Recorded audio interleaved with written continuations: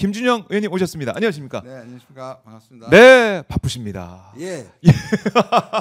계속 외교 이슈가 터지네요. 외교 이슈가 터지고 있습니다. 지금 뭐 이란, 이스라엘 여기도 좀 난리가 나 있고 그 전에 이제 G7 얘기를 저희가 먼저 하면서 좀 가야 될 것 같은데 G7 회의 참석 이재명 대통령의 회의 참석해서 일정을 소화하고 있는데 총평 좀 어떻게 좀 보고 계십니까? 저는 무조건 가야 된다고 말씀을 드렸고 G7은 뭐 G20이라든지 그다음에 APEC이라든지 네. 또 여러 가지 다자 중에 그래도 최정상급 국가들이 모이는 것이고 이제 묘하게도 대통령이 되신 다음에 두 가지의 큰 외교 또 24일부터는 또 나토란 말이에요. 나토. 그래서 예. 나토는 이제 몇 년 전부터 계속 아예 단골 손님이었고 대통령 선거 전에 이미 초청장을 받았어요. 네. 그런데 G7은 대통령이 이제 이재명 대통령이 되는 걸 보고 네. 3일 후에거든요. 초청을 받았고 지금 12일 만에 간 거거든요. 예, 같습니다. 저는 무조건 가야 된다고 그때도 자문을 했고 왜냐하면 똑같은 상황이 윤석열 때도 나왔습니다. 근데 윤석열은 한 달 반이 남았는데 가고 싶었는데 거절당했습니다. 그때 독일이었습니다. 그리고 거절당했죠. 그 다음에 간 게 이제 그때도 나토였어요. 근데 기억나시죠? 나토에서 비행기에서 축구 보고 뭐 모니터 빈 거 있고 첫 다자 외교면 얼마나 많은 사람을 만날 텐데 제가 그때 기억나는 게 뭐냐면 외교원장으로 있을 때 이렇게 대사들의 방문이 많아요. 그러면 그 대사 오기 전에 이만큼 정도 자료를 가지고 그 나라의 상황 그 사람의 경영을 보면서 외교를 해야 되는 거잖아요. 맞아요. 그런데 처음이고 그 많은 국가들을 만나면서 그냥 축구 봤다고 얘기하는 그 장면이 생각나는데 그것도 중요하지만 아무튼 그때 3년이 지났잖아요. 그래서 네. 일본에만 가고 처음에 독일을 못 갔고요. 그다음에 이태리 또 마지막에 못 갔습니다. 못 갔고. 근데 일본을 왜 갈 수 있었냐면 일본에 대해서 우리가 전적인 양보를 한 일종의 상으로 선물 같은 것이었습니다. 근데 우리가 왜냐하면 우리는 G7을 확대시키는 바로 바깥에 있는 국가 또는 안에 있는 이탈리아 같은 국가와는 거의 국력과 이게 좀 비슷하단 말이에요. 네. 그래서 확대하면 항상 등장하는 게 한국이기 때문에 그게 있고 두 번째는 6개월 동안 외교 무대에서 사라졌지 않습니까? 어쨌든. 그렇죠. 그러니까 그게 회복이 된다는 걸 얘기하는 것이고 더더욱이 네. 초청 국가가 캐나다란 말이에요. 그러니까 이 소위 말하는 트럼프의 관세 압박에 가장 처음 두드려 맞았던 국가가 바로 캐나다입니다. 캐나다가 멕시코입니다. 예. 또 그 다음은 전 세계적으로 선진국에서 지금 민주주의가 후퇴하고 있습니다. 그렇지 않습니까? 미국도 포함해가지고 이스라엘도 마찬가지예요. 그래서 이 민주주의를 중요시하는 서방의 리더 국가들이 한국의 민주주의 회복에 대한 인정 그런 면에서 그냥 가는 자체가 성과라고 생각합니다. 가는 자체가 성과다. 네. 그렇네요. 그리고 기내에서 기자들과 질의응답하는 모습도 그렇고 또 캐나다에서 정상회담 하는 모습도 그렇고 윤석열 때랑은 확연히 그냥 눈으로 보더라도 다르더라고요. 네. 네? 자체가 캐나다가 굉장히 의미가 지금 캐나다 호스트라는 게 또 의미가 있어요. 예. 좀 나중에 하겠지만 그래서 저는 트럼프가 빨리 집에 갔다고 생각하는데요. 아무튼 그건 뒤에 얘기하고 예. 캐나다는 이걸 하나의 짜여진 무대로 만들기 위해 노력했던 것 같습니다. 왜냐하면 전부 다 미국에게 그러니까 G7에 본 멤버가 있고 초청 국가도 7개 딱 맞췄어요. 7대7로 맞췄고 예.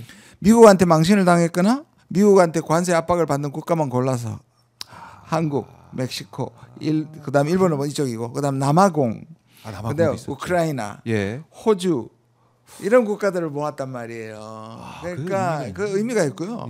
그리고 우리 대통령 첫 회담이 라마포사 남아공인데 트럼프한테 백악관 불러가지고 가짜 뉴스 가지고 모욕을 당했던 대통령입니다. 그러니까 트럼프는 자기가 가면 일대 전부 다 자기 적대감을 자기한테 관세 압박에 대한 적대감 물론 젤렌스키 정도만 만나서 어떻게든 우크라이나에 대한 지원을 계속하는 정도만 빼면 다 적대적인 사람이고 그래서 가기 싫었을 것이고요. 그 다음에 트럼프는 다자 모임을 너무 싫어합니다. 보세요. WTO 없애버렸죠. 거의 없애버렸죠. WHO 나와버렸죠. UN 작동 불가죠. 그러니까 트럼프는 1대1로 상대방 정상을 만나서 완전히 그 앞에서 위세를 강하는 일종의 각계격파라 그러나요? 그걸 가장 선호하는 겁니다. 그래서 원래 가기 싫었던 겁니다. 그렇게 볼 수도 있겠네요. 근데 이제 우리 언론에서는 사실 이 트럼프가 귀국한 이런 모습을 보면서 마치 정상회담 잡혀 있는데 우리가 이제 패싱 당한 것처럼 그런 뉘앙스의 얘기도 좀 나오고 있답니다. 일각에서. 딱 프레임을 세워놓고 네. 처음부터 뭐 통화 조금 늦어지니까 막 또 얘기하다가 근데 또 통화를 하고 나니까 저거 가짜다. 미국은 아직 발표 안 했다. 그다음에 지금 또 미국이 자기 사정에서 만약에 이게 1대1 정상회담인데 갔다면 거기에 대한 설명이나 이런 것들에 대해서 이런 얘기를 100번 양보해서 할 수도 있어요. 그런데 지금 G7은 우리 메인 멤버도 아닌데 그 사람들도 아무도 얘기하지 않고 국내에 무슨 일에서 양해를 구하고 갔는데 이걸 가지고 우리나라를 패싱했다는 말은 합리성이 전혀 없습니다. 그 가짜 뉴스라고 봐야 되겠네요. 말이 안 되는 그러니까 거고. 무조건 공격하기 위해서 모든 걸 거기에 짜맞춘 결론을 내놓고 봐라 결국은 그렇게 멀리 갔는데도 우리가 패싱 당하지 않냐 이렇게 물론 몰아가기죠. 네, 몰아가기를. 그건 국익에 아무런 도움이 되지 않습니다. 국익에 도움이 되지 않는다. 자, 그리고 오늘 이제 G7 정상회의 뭐 진행이 되는 그런 상황에서도 한일 정상이 만났습니다. 네. 한일 정상이 만나서 한미일 공조 발전도 얘기를 했고 북한 문제 포함해서 지정학적 위기 대응하자 이런 얘기도 했고 또 셔틀 외교도 이거 복원 이런 얘기도 했고 한일 관계 개선 속도를 내는 그런 모습도 볼 수가 있었는데 오늘도 정상의 만남은 좀 어떻게 평가하십니까? 저는 굉장히 의미 있다고 생각을 해요.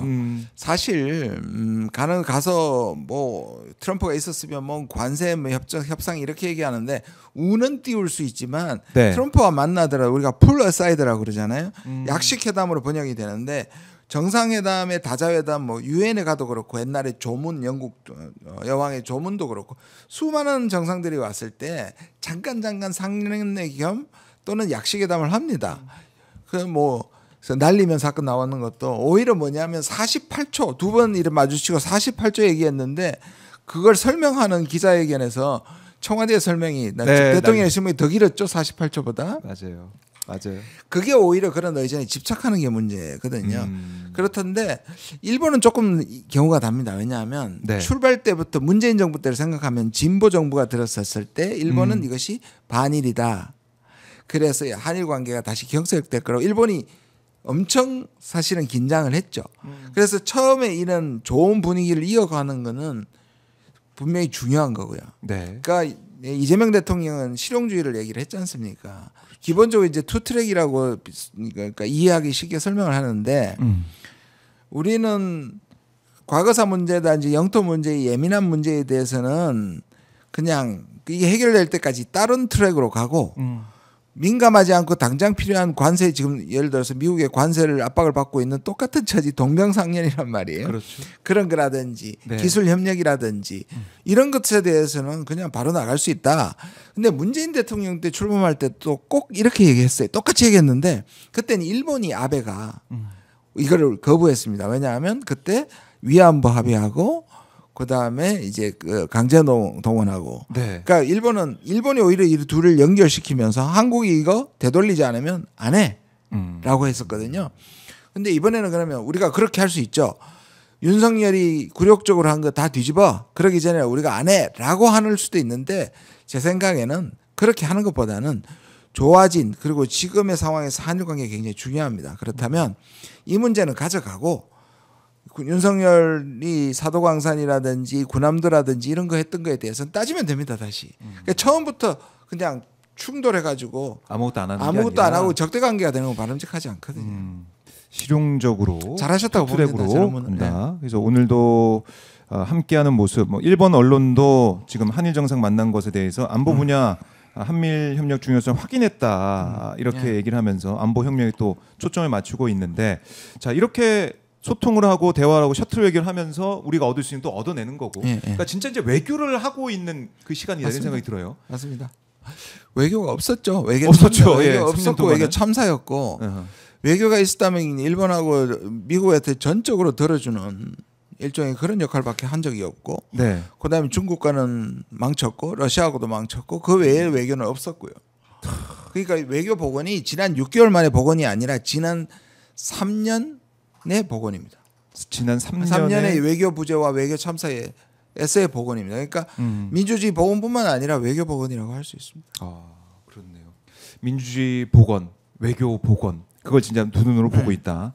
그리고 참석한 거 자체가 성과라고 말씀하셨지만 G7 정상들도 그렇고 아니면은 함께 참석한 이 참관국도 그렇고 아니요 대한민국 달라졌다 이런 생각 할 것 같아요. 이번에 보면서 정상화됐구나. 그냥 우리가 그냥 K-팝 뭐 그래서 소위 말하는 시쳇말로 국뽕이 아니라 전 세계가 지금 정치 경제적으로 어려움을 겪고 어렵죠. 있잖아요. 예. 거기에 한국은 존경받을 수밖에 없습니다. 그래야 그걸 추진하는 사람들이 이런 극우의 공격과 그다음에 이 권위주의로 회귀하고 계엄령을 내리는 데서 살아남아서 한국의 민주주의의 복원력을 보였다. 이거는 지금 예를 들어서 마크롱이라든지 또 캐나다의 마크 칸이라든지 이런 사람들이 민주주의가 얼마나 지킬 수 만한 거고 한국이 지켰다 얘기할 수 있는 거거든요. 그런데 이게 이제 불편한 사람들이 있죠. 예. 그게 바로 지금 트럼프 그죠. 트럼프 바로 직전 일요일에 미국 전국에서 대규모 시위가 일어났습니다. 노킹스. 예, 구체적으로는 LA 그 이민 그거의 색출에 대한 반발이기도 하지만 그 제목이 노킹스란 말이에요. 네. 그리고 거기서 태극기가 나온단 말이에요. 한국을 배워야 된다. 근데 실제로 그냥 이거 아니야. 트럼프는 제가 보기엔 이거는 뭐 미국의 전문가들한테도 제가 내 얘기 들었고 지난번에도 한번 소개해드린 것 같은데요. 이게 할 수만 있다면 내년 그 중간 선거를 안 하고 싶어 하는 것 같습니다. 그래요? 그게 가능해요, 근데? 그러니까 그런 아예 그래서 이 리허설이다 이거. 자기가 전형적인 방법이잖아요. 혼란을 주고 과잉 진압해서 반발하게 하고 데모를 하게 되면 군대를 동원해서 탄압하는 거예요. 이게 후진국에나 일어날 수 있을 일인데 그걸 해보는 거죠 지금. LA에서 한번 해보고 있다. 해보고 있다고 봅니다. 왜냐하면 너무나 과잉 진압이거든요. 예. 이거 참 그럴 수가 있을까라는 생각이 지금 그렇죠. 드는데. 근데 우리가 자꾸 설마 하다가 그런 일이 계속 일어나고 있는 겁니다. 설마 하는데. 자, 노킹스에도 단속을 강화했다 트럼프가 뭐 이런 얘기도 있고.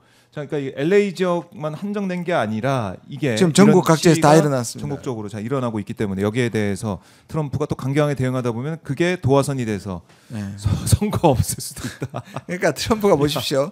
저기 가면 전부 다 자기 관세 때문에 힘 합쳐가지고 목소리 높아서 자기를 비판하는 분위기에다가 그다음 자기는 지금 이것도 민주주의에 대해서 이게 지금 옛날에 미국은 이 민주주의나 자유무역의 수호자였단 말이에요. 물론 여러 가지 문제점이 있었지만 지금은 그걸 다 반대하고 있단 말이에요. 그러니까 G7의 정신하고도 안 맞는 거예요. 그러니까 이 회의가 불편했던 트럼프 뭐 오히려 회의 참석 안 할 어떤 명분 만들어서 그냥 가버렸다라고 저는 그게 충분히 합리적인 추정이라고 생각합니다. 예. 자, 이제 미국 상황을 보면서 우리가 이제 한미 정상회담, 그러니까 한미 정상회담, 한일 정상회담 이 두 개 키워드에도 집중하기도 했었는데 한일 정상회담 했는데 한미 정상회담이 이번에 안 열린 거 이게 또 우리한테 어떤 마이너스나 관세 협상에서 불리한 면 이런 게 또 있을까요? 어떻습니까? 저는 아까 말씀드린 것처럼 있었더라도 구체적인 협상은 안 했을 겁니다만 이제 약간 지나가는 얘기를 했겠죠. 지난번에 통화할 때 우리 대통령이 뭐라고 했느냐면 최선을 다해서 협상이 잘 되도록 노력하겠다 했는데 그게 트럼프한테는 기분이 좀 나빴는 모양이에요. 왜냐하면 당연한 소리인데 왜 기분 나쁠까? 제가 추천컨대 그래서 미국이 이 오해가 나오냐 미국이 그걸 가지고 발표를 바로 안 했습니다. 전화 통화 사실을 공식화적으로 발표하지 않아 가지고 여러 가지 억측을 낳았는데 트럼프는 이미 한국이 다 합의했다고 생각합니다. 그러니까 한덕수가 대행 때 많은 것들을 양보한 것 같아요. 그런데 뉘앙스가 이 대통령의 뉘앙스 속에는 지금부터 하자는 소리가 들렸단 말이에요. 이 말은 나중에 더 구체화될 텐데 미국은 그걸 좋은 협상이라고 그랬어요. 최선의 협상이라고 그랬습니다. 베센트가. 뭐 내용은 모릅니다. 아무도 안 밝히니까. 그렇죠. 그런데 저는 첫 만남에서 그걸 들이댈 가능성이 있다. 트럼프가. 전 정부가 이거 다 약속했다. 옛날에 일본도 그랬잖아요. 전 정부가 한 거 왜 뒤집냐. 그럴 때 우리가 대행 정부는 자격이 없다. 지금 얘들 범죄 혐의까지 받는다. 다시 해야 된다라고 할 수 있어야 됩니다. 그래서 그런 약간의 미심쩍음을 가지고 있는 트럼프가 이번에 만났다면 툭 던질 수도 있었어요. 근데 저는 스파링으로 권투하기 전에 한 번 정도 그렇게 짧게 보는 게 좋았다고 생각합니다. 그게 아쉽습니다. 좀 짧게 보는 거니까 어차피 거기서 근데 뭐 나쁘지 않습니다. 왜냐하면 제가 지난번에도 말씀드린 것처럼 느리게 함께 당당하게라고 말씀드렸는데 느릴수록 좋습니다. 이건 아마 대통령도 다른 부분에서 말씀하셨어요. 뭐라냐면 느리게 다른 나라 하는 거 보고 하겠다. 네. 그리고 기내에서도 다 적어도 다른 나라보다는 불리하게 하면 안 되지 않겠느냐. 기본 원칙을 얘기했다는 것 저는 그 노선이 괜찮고요. 또 함께는 뭐냐면 이미 함께가 됐어요. G7 가서. 네. 비슷한 그렇죠. 국가들과 함께가 됐단 말이에요. 동병상련. 그러면 네. 국내에서 저는 안 그랬으면 좋겠는데 국내에서 그런 비판이 나와도 묵묵히 미국이 지금 다급합니다. 어쩌면 저는 7월 8일 날 지나도 안 될 거고요. 7월 8일 가면 또 미룰 수 있습니다. 워낙에 변경을 자주 하니까요. 그러니까 트럼프의 말 한마디 행동 하나하나에 지금 전 세계가 너무나 힘든데. 그래서 이건 기본적으로 트럼프의 태풍은 전 세계 누구도 피할 수 없습니다. 그런데 우리만 최소한 아까 말한 것처럼 다른 나라들과 동조를 해서 네. 피해를 최소화시켜야지 이거를 없애겠다? 없앨 수 있다? 이것도 과장이고요. 미국이 저렇게 원하는데 다 줘야 된다? 이것도 아닌 겁니다. 그런데요. 그래서 협상을 하는 것이고 네. 외교를 해야 되는 거죠. 치열하게 협상을 해야 되고요. 네. 가능한 한 피해를 최소화시켜야죠. 만약에 이렇게 정권 교체가 안 됐다 그러면 맞지래요. 다 줬을 것 같은데. 아니 한덕수가 그걸 보여줬잖아요. 네. 미국에게 은혜를 입었다. 미국에 맞서지 않겠다. 아니 지금 트럼프의 방식은요. 제로섬 게임입니다. 미국에 맞아요. 잘 된 건 한국이 못 된 겁니다. 그리고 트럼프가 평생 제일 싫어하는 소리가 뭔지 아세요? 윈윈이라는 겁니다. 윈윈. 자기가 윈이고 상대가 루즈해야지. 그런데. 윈윈은 없습니다. 특히 트럼프의 방식엔 그 말은 뭐냐? 말 그렇게 우리도 윈윈이야 하면서 실제로는 다 내준 게 윤석열이 바이든한테 다 내준 게 바로 IRA 협상이란 말이에요.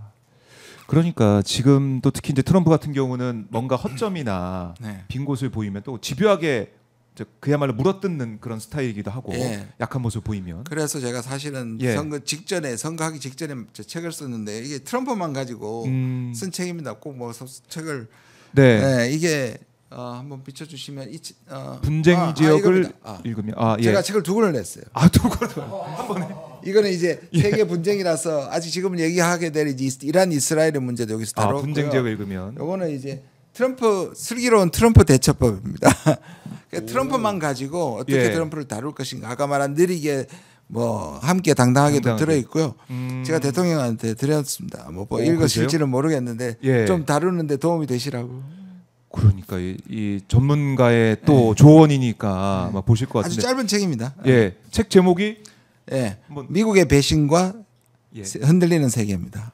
미국의 배신과 흔들리는 세계. 그리고 아까 이거는 이거는 분쟁 지역을 보면 세계가 보인다. 그러니까 제가 국회의원은 돼서 책을 또 두 권을 썼습니다. 그래서 그 또 바쁜 와중에. 저는 아직 국회의원 정치가의 정체성보다 그냥 아직 학자고 전문가인 것 같습니다. 빨리 탈피해야 되는데. 그래도 이 전문적인 또 식견과 분석을 듣고 하신 분이 너무 많으니까 듣고 싶어하신 분들이 또 방송에 나와서 말씀하시지만 책을 통해서 정리된 걸 한 번에 볼 수 있게 준비하셨네요. 많은 분들이 사랑해 주실 것 같습니다. 두 권 나왔습니다, 여러분. 한 권이 아닙니다. 두 권. 많은 사랑 부탁드리고. 그럼 이제 분쟁 얘기를 그럼 이어서 한번 해보고 G7 얘기 시간 남으면 더 해보도록 하죠. 자, 트럼프가 급거 귀국한 거 결국에는 이란에 대한 대응 때문이었다라는 건데 미국의 대응에 대해서 많은 분들이 지금 심각하게 보고 계세요. 이란을 향해서 항복해라라는 얘기를 하면서 트럼프가 이란 핵시설 공습을 진지하게 고려 중이다 이런 보도도 나오고 있는데 이거 어떻게 봐야 됩니까? 지금 묘하게 돌아가는데요. 왜냐하면 가자에서 지금 거의 2년이 다 돼갑니다. 왜냐하면 2023년 10월 7일이었던 것 같아요. 하마스가 기습 공격을 했는데 그래서 벌어진 게 지금 거의 뭐 초기에는 하마스의 기습 공격에 왜냐하면 민간인들을 납치하고 있기 때문에 비판이 많았는데 그 이후에 네타냐후가 거의 학살에 가까운 전쟁을 하고 그게 자기 터전을 쫓아내는 이런 모습들을 보고 국제에서 완전히 여론이 고립됐었거든요. 그런데 최근에 네타냐후가 사실은 그 이 전쟁을 하마스가 공격했지만 활용을 했단 말이에요. 왜냐하면 자기의 입지, 자기 사법 리스크, 재판받는 거, 그다음에 독직 사건, 그다음에 뇌물 먹은 이런 것들이 다 걸려 있단 말이에요. 그다음에 이스라엘에는 여러 그 당들이 연정을 하고 있는데 최근에 마지막에 이제 이스라엘에는 군인들 초정통파에서 병역을 면제해 주는 게 있습니다.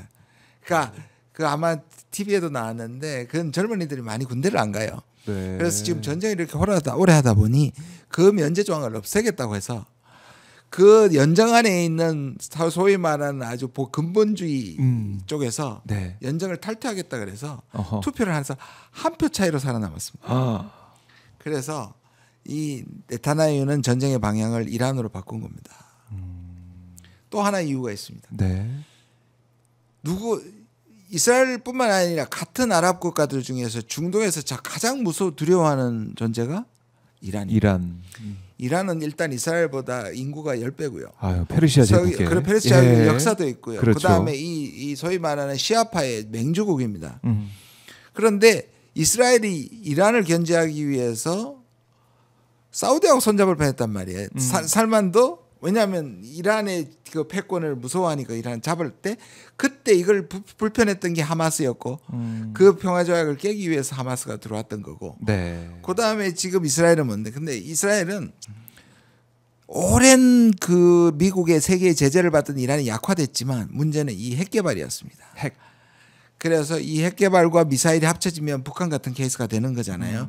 그래서 20년 전부터 이란의 핵을 중지시키려고 했는데 네. 가장 중간에 등장한 장애물이 오바마였습니다. 오바마는 이란과 덜컥 핵 협상을 해버립니다. 근데 이스라엘은 핵 협상하는 것이 곧 이란의 핵무 개발을 돕는 거다. 쟤들은 절대로 협상을 통해서 할 수 없다. 무조건 파괴하고 없애버려야 된다는 이란이었는데, 네. 이스라엘이었는데, 이스라엘 쪽에서는. 근데 털컥 해버렸잖아요. 예. 근데 3년 후에 트럼프가 등장하면서 다시 기회가 생깁니다. 그 이란과의 핵 합의를 파기시킵니다. 그래서 때리기 시작했는데 최근에 갑자기 트럼프가 협상을 하겠다는 거예요. 그래서 네타냐후가 이거를 안 된다 하면서 기다리고 있었는데 트럼프가 60일을 줬습니다. 이란한테 60일 안에 포기하고 핵 포기해라. 그게 지난 6월 12일이에요. 그런데 이란이 자꾸 요구를 더 하면서 이게 60일을 기한을 넘겼습니다. 13일 날 뭐 했겠습니까? 이스라엘이 이란을 때린 날이 13일입니다. 13일 딱 지나서. 네.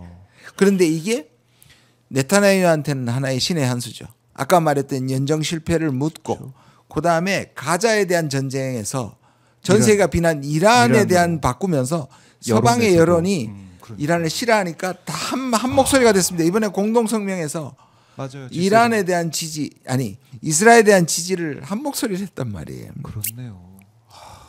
근데 여기에 네타냐후 입장에서는 트럼프는 이게 이제 트럼프가 자기가 피스메이커가 되겠다는데 이 사람은 피스메이커가 되는 이유가 정말 평화를 위하기보다는 자기가 그 피스를 만들어내는 데 대한 역할 이걸 중요시합니다. 내가 만들어. 그러니까 왜 협상을 하려고 했냐면 예. 이스라엘이 때려가면 그건 자기가 잘한 게 아니잖아요. 자기가 끼어들어서 협상을 통해서 완전히 이란을 항복시키면 네. 그게 자기 거예요. 그거는 노벨상도 받겠죠. 그러니까 트럼프는 이렇게 생각했던 것 같습니다. 이란이 말을 안 들으니 저렇게 때리고 싶어하는 이스라엘한테 암묵적 동의를 한 것 같습니다.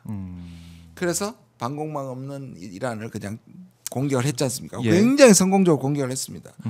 그러니까 이제 와서 다시 얘기하잖아요. 이란 봐, 내가 빨리 협상하라 그랬지. 항복하라 그랬지. 항복해. 네. 근데 이란은 이 상황에서 항복하기 쉽지가 않습니다. 저렇게 모욕적으로. 근데 이렇게 방공망도 거의 다 무력화가 됐고 네. 때리면 다 맞을 수밖에 없는 상황이고 서방에서도 이렇게 여론이 좋지 않고 자기 편이 없어 보이는 상황이고 네. 헤즈볼라 등등 자신들 도와준 세력도 거의 다 와해가 됐고 그렇죠. 버티기 힘들 것 같은데요. 그러니까 지금 예? 이스라엘은 지금 이란을 죽일 수 있는 최선이라고 생각합니다. 헤즈볼라가 그랬죠. 지금 말씀하신 것처럼 하마스 지금 완전히 약화됐죠. 그러면 지금이다라고 할 텐데 네.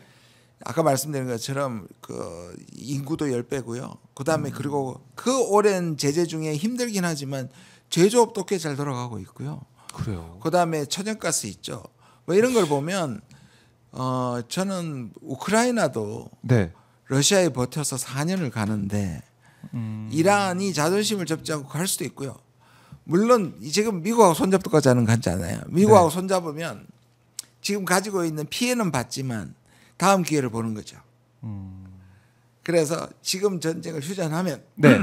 미국과 협상을 하는 방향으로 이스라엘의 공격을 멈추고 싶다는 게 이제 일단 처음에는 첫 번째로는 그런데 여기에 문제가 이란이 갖고 있는 핵시설 중에 가장 핵심 시설이 포로도라는 곳인데요. 네. 이 포로도는 800m 밑에 지하에 있습니다. 800m요? 네, 그래서 벙커버스트 얘기가 나오는 겁니다. 예. 이 벙커버스트가 많이 800m 아래에 있는 가장 확실한 우라늄 농축 시설을 파괴해야 진짜 핵시설을 파괴하는 건데 이스라엘은 그런 무기가 없습니다. 벙커버스가 없군요. 전 세계가 갖고 있는 나라가 미국밖에 없고요. 이게 B2라는 왜 스텔스 바머 많이 보셨죠? 네. 거기에 14톤 정도 돼서 두 개밖에 못 싣고 가고요. 한 번 때리면 60m까지 때려갑니다. 그러니까 800m면 열 몇 번 때려야 되겠죠. 그러면 이거 미국이 참전이 됩니다. 다른 기구로나 다른 폭탄으로는 이걸 폭파할 수 없습니다. 한 번에 끝나는 것도 아니고. 그러니까 또는 트럼프가 말하듯이 내가 네. 때리기 전에 스스로 포기하는, 이란이 포기하는. 그래서 이 벙커버스트 얘기가 나오는 겁니다. 네. 근데 이런 꼭 건 필요한 무기. 미국 내부에서도 반대하는 사람들이 있습니다. 그러니까 이거 참전되는 거니까요. 베트남전은 안 그랬냐, 뭐 옛날 아프간 전쟁은 안 그랬냐, 이라크전 들어가게 되면 오바마 이후로 안 들어갔던 파병되는 거다 그거. 한 번 때려서 될 일이 아니고 그 비행기 한 대만 보내가 아무리 방공망이 없어졌다고 하더라도 그 비행기 예. 한 대만 보낼 수 있는 게 아니잖아요. 그런데 트럼프는 그리고 이 네타냐후는 꼭 왔으면 좋겠다고 계속 얘기를 하고 있는 거고 트럼프는 보내지 않으면서 이 위협을 함으로써 항복을 받아내는 게 트럼프의 최고의 목적입니다. 그러니까 트럼프가 그동안 보였던 모습은 사실 전쟁을 싫어하는 모습을 보였잖아요. 전쟁은 그렇죠. 안 한다, 안 된다, 비효율적이다 이런 생각을 계속 해왔던 것 같은데. 그러니까 비용 트럼프는 들고. 우리가 조금 여기서 트럼프가 예. 평화론자인가 그 얘기랑 조금 달라요. 트럼프는 약간 평화에 대한 강박이 있습니다. 그러니까 평화를 사랑해서 강박이 아니고 내 힘으로. 그러니까 누구나 상식적으로 전쟁이 일어나면 손해란 말이에요. 그러니까 트럼프는 그리고 아무도 해결할 수 없는 이 시대에 전쟁을 해결하는 사람이 되고 싶은 겁니다. 네. 그래서 자기가 일기 때 이 자랑을 합니다. 자기가 있을 때 새로운 전쟁이 한 번도 일어나지 않았다. 그럼 이번에도 그러니까 일어나 있는 전쟁은 맞고 새로운 전쟁은 일어나지 않게 하겠다. 이게 지금 네. 트럼프의 생각이에요. 그래서 이렇게 압박을 최대한으로 높여가지고 이란 무조건 항복하라 이 얘기를 계속 하고 있는 거고. 겁니다. 만약에 이란이 계속 저항한다, 또 공격을 한다, 항복하지 않겠다. 뭐 지금 그런 입장이 좀 나오고 있는 상황인데 이스라엘과 타협이 없다, 전투 시작이다라고 얘기하면서 쿨한 구절까지 인용하면서 임박한 정복, 승리할 거다 이렇게 얘기를 하고 있어요. 억지력에서 징벌 작전을 전환한다. 이란 참모총장의 발언도 있었고. 그러니까요. 이게 엄청 심상치 타격을 않은데요? 입었죠. 군 지휘관 거기에다가 핵 전문가들 그리고 시설들 군사 시설들 아까 포로드 같은 경우에도 예를 들어서 이제 전기를 중지하는 방법은 있어요. 그 직접 타격하는 것보다. 네. 그래서 그러면 이 농축기가 문제가 생기니까 음. 불안전 하나만 그렇게도 할 수 있겠죠. 네. 그런 방식으로 아마 그러면 소모전이 될 겁니다. 그러니까 지금 예를 들자면 이 아이언돔이라는 이스라엘도 계속 뚫리는 게 뭐냐면 이게 이 완벽하게 막을 수 없는 게 뭐냐면 드론을 쫙 보냅니다. 드론은 그냥 저기 뭐죠? 맞아서 떨어지게 하기 위해서 보내는 겁니다. 떨어져도 요격 미사일을 소모시키기 위한 드론들입니다. 그다음에 이어가지고 네. 탄도 미사일 때리니까 그걸 그냥 통과해 버리거든요. 그러니까요. 그래서 이스라엘에서도 피해가 발생하고. 그리고 이게 이제 그야말로 지금은 약간 제한 전쟁의 형태를 띠잖아요. 민간인 되도록이면 안 때리고, 네. 그다음에 군사시설 때리고, 뭐 그게 방송국 때도 때리고 또 이 부가적인 민간인의 희생이 있긴 하지만, 네. 적어도 제한 전쟁에 이 선이 있는 레드라인이 있는 전쟁을 하고 있긴 해요. 근데 이제 만약 이제 정말 이게 끝나면 그야말로 전면전이 되고 이제 민간인까지 때리게 되면 많은 사람이 죽고 뭐 전쟁 물자가 소모되는 소모전이 들어가겠죠. 그건 아무도 원하지 않고 그렇게 되면 유가는 폭등을 하게 될 것이고 세계 경제가 더 관세 이 상황에서 더 안 좋아지겠네요. 그런 영향을 받기도 하고. 그러니까 미국의 선택이죠. 정말로 이스라엘 편에 들어가지고 때려버릴 건지 그래도 문제가 해결될 건지 또는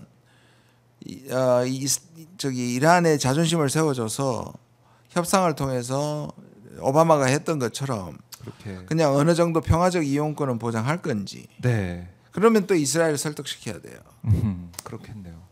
어려운 문제입니다. 트럼프에 달려 있다. 일단은 트럼프에 달려 있는 문제고 이스라엘 그러니까 이란에서는 사실 이제 그만하자라는 얘기를 먼저 했기 때문에 먼저 했죠. 더 이상 안 하면 안 하겠다는 안 하겠다는 얘기를 했었는데 근데 아니니까 트럼프 이스라엘은 절대로 안 된다고. 이스라엘 트럼프는 예. 너 핵 못 가져. 핵 확실히 포기하면 내가 살려줄게. 그 얘기. 오히려 전쟁을 끝내려면 미국의 손을 잡는 거죠. 근데 이게 지금 그 이 소위 말하는 이 신정 정권, 네. 이스라엘 근본주의의 위대한 뭐 지도자 하메네이가 자기들 보기에 그렇게 미국과 서방과 이스라엘에게 굴복하는 모습을 보여서 정권을 유지할 수 있느냐? 카다피도 우크라이나도 핵 포기하면서 다 끝났단 말이에요. 그 쉽지 않아요. 그리고 지금 이스라엘이 심리전을 하고 있습니다. 어떻게요? 미국도 심리전을 하면 테헤란의 국민들 다 피해 나가라. 그뿐 아니라 자꾸 이간질 시킵니다. 당신들 이렇게 고생하는 거 당신들 지도자 때문이다. 근데 사실은 지난 이 선거 때 이란 국민들이 어떻게 보면 그 개혁적인 정부 선택한 거잖아요. 그렇죠. 시위도 많았고 예. 한 겁니다. 그래서 또 산 하메네이가 지금 이러면 생각이 나는데 대통령으로 상당히 개혁적인 사람을 세웠습니다. 일종의 타협의 결과인데 이 정도로 몰아붙이는데 그냥 항복을 할 수 있을 정도인가. 오히려 항복해버리면 정권이 흔들린다고 생각할 수 있어요. 그럴 수 있겠네요. 차라리 결사항전이 버틸 수 있다. 내 정권을 시키는 우크라이나처럼. 예를 들면 우크라이나처럼.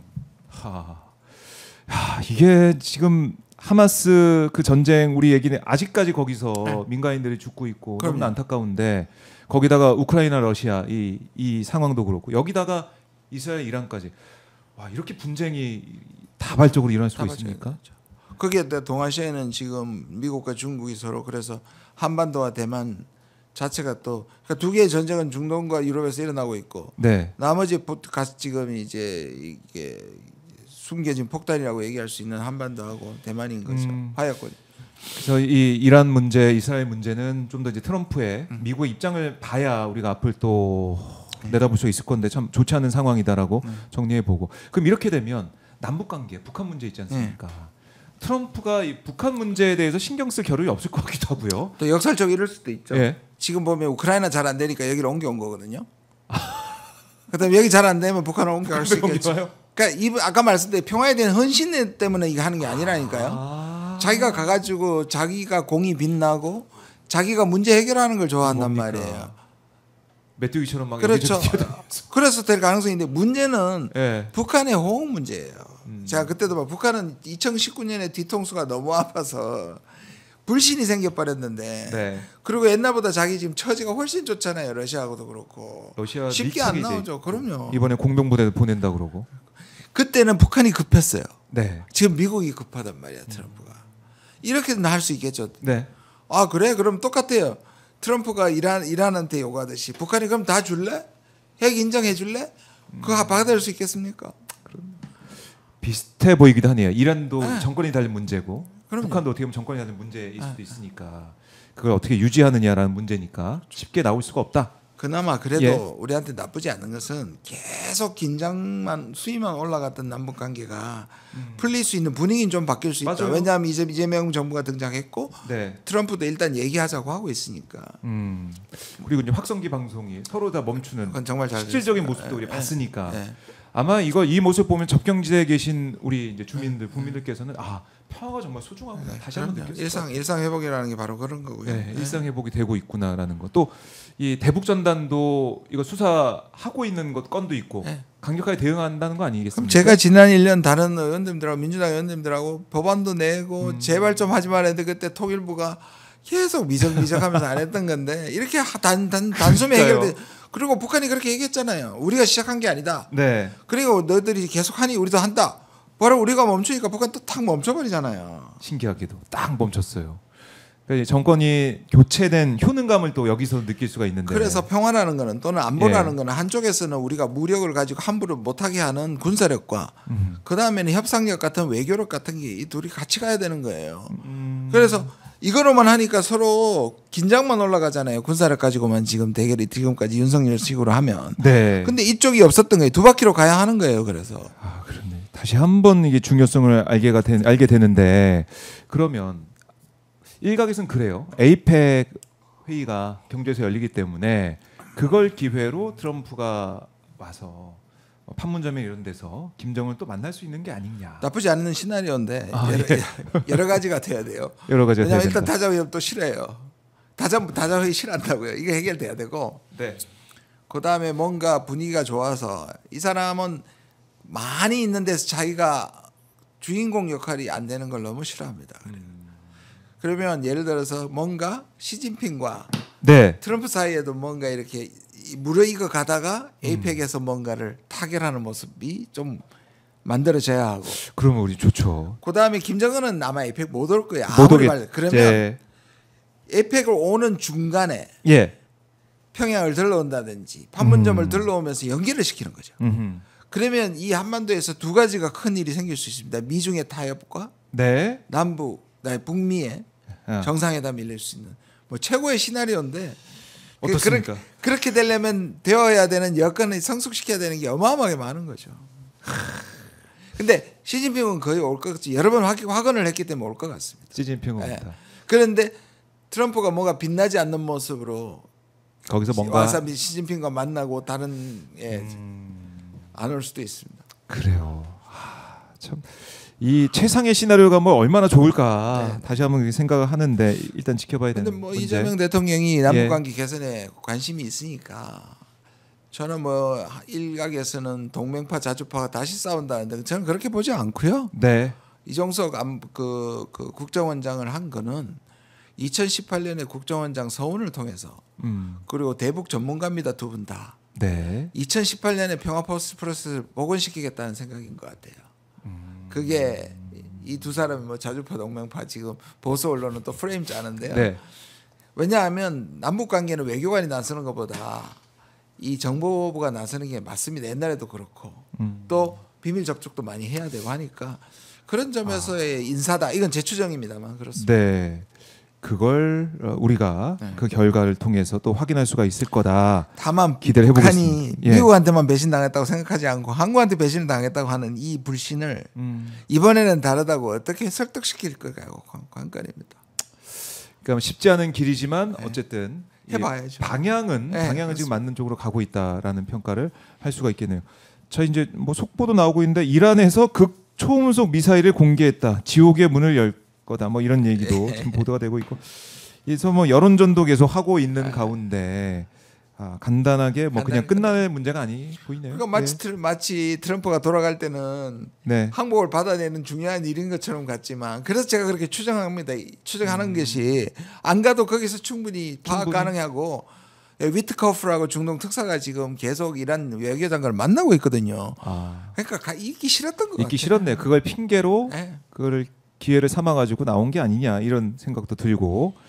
자 어쨌든 이 국제 정세가 여기저기 너무나 어렵습니다. 남북 관계도 풀어야 되는데 이런 것들까지 저희가 김준영 의원님과 앞으로도 계속해서 사안이 있을 때마다 말씀을 계속해서 나눠보도록 하고, 자 뭐 책도 저희가 지금 분쟁 지역을 읽으면 세계가 보인다라는 책, 그 다음에 뭐 다른 책도 한번 보여주세요.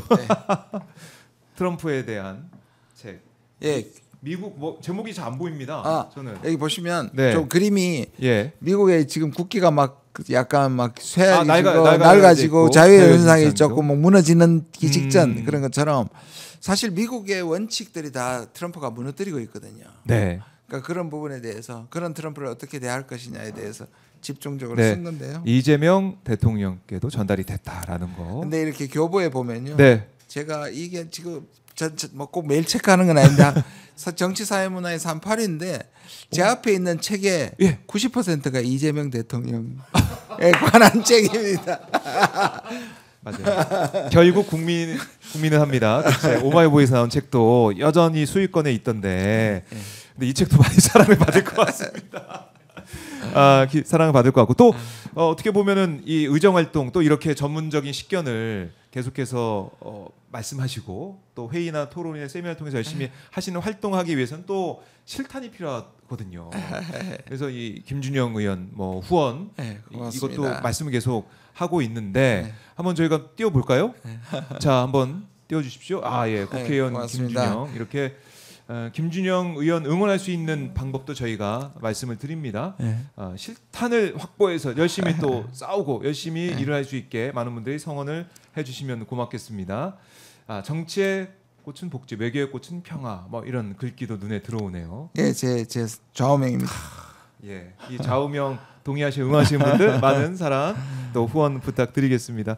자, 의원님 이제 또 뒤에 일정 있으셔서 보내드려야 되는데 끝으로 저희 시청자분들께 많이 이제 불안하고 힘들고 그럴 것 같아요. 왜냐하면 또 이게 외교 문제로 끝나는 게 아니라 경제에 영향을 많이 미치거든요. 맞습니다. 유가도 그렇고 지금 뭐 코스피나 아니면 주식시장, 뭐 코스피가 요즘에 강하고 오늘도 좀 오르는 모양새인데 그렇긴 하지만 또 미국장에 계신 분은 또 힘들기도 하고 이래저래 힘든 우리 국민들께 한 말씀 좀 부탁드립니다.